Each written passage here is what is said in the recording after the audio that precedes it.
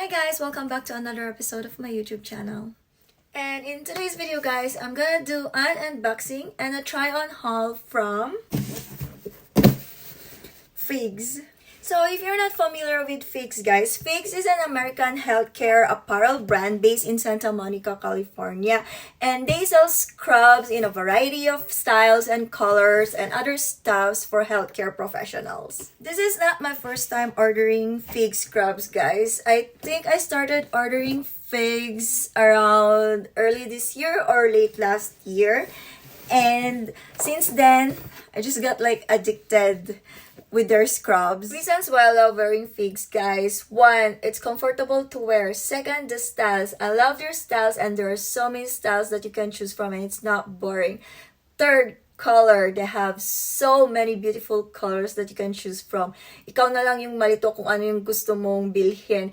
Minsan nga, sasabihin, oh, eto na, last kulay na to. Then, the following week, may ilalabas na naman ng bagong kulay si Figs at gusto mo na naman siyang bilhin kaya hindi mo na malayan na napadami na pala yung Figs mo. So, is Figs worth to buy? And some says it's too expensive. For me, guys, same lang din naman siya sa presyo ng iba. Quality-wise, sobrang ganda nito. Hindi kayo magsisisi. And then, if you're a first-time buyer, you get 15% off naman. And then, 20% off most of the time pag nagsisale sila. And ngayon na Black Friday, they have like 35% off. So, this is the Figs box, guys. Ito yung pinadala nila sa akin. Minsan kasi, pag isang pair lang yung i-order ko, minsan ilalagay lang nila sa plastic. But today, they put it in a box. And it comes with a purple box. Usually kasi, their box is like this color. Lighter pa dito sa green na to. Or like brownish green. Ganun yung kulay ng Figs eh. And pag isang pair lang yung in-order mo, plastic lang yung binibigay nila. Figs na karon. But then, I think they gave me this purple because it's a purple month. I don't know. Maybe because I ordered a purple color? So, let's open this box, guys. And let me show you what I ordered. And, so, binuksan ko na to kagabi actually. Hindi ako nakapag-antay. So, it comes with this paper kung ano yung in-order mo.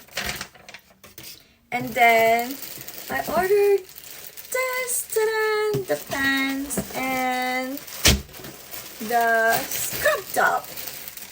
And the color, hindi siya purple, hindi siya violet, hindi siya lavender. They call this color amethyst, guys. It's so pretty. And I told myself, this is gonna be my last order for, hopefully for this year. I super love the color, guys. And I'm so excited. I can't wait to wear them. Ube siya, like super ube. The color is just so pretty. And I kept my promise. I didn't order any colors or any uniforms or any styles this Black Friday. So, yes. Tipid-tipid. Kailangan pigil-pigil muna, guys. I ordered this one, guys, before the Black Friday sale. I don't know. I just can't, like, hindi lang ako makapag-antay. I just wanna get this color, like, right now. Like, right away. And I also got this. Ta-da! It's a tumbler, guys. One thing I'm addicted to sa mga tumbler, I don't know why. I kept buying tumbler, tapos I always tend to like lose them. I don't know, ngayon nga, yung ngayong araw to, yung David's Tea tumbler ko, hindi ko alam kung saan ko naiwan sa work. And this one, ta-da! The color is so pretty too, guys. Purple, I don't know, amethyst. Comes with like dark color, tapos lighter color. And ganito siya.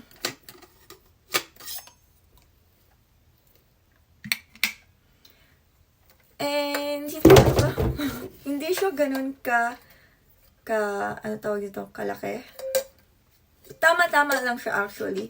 And yan yung sa loob niya. I think you put water, tapos, or anything, or any drinks, tapos close, tapos ito yung push mo siya, or push down, then push pabalik to close it, tapos push down kung gusto mo na. Tapos ito yung parang cup, baso. I don't know, I just find it cute, and I just have to have it.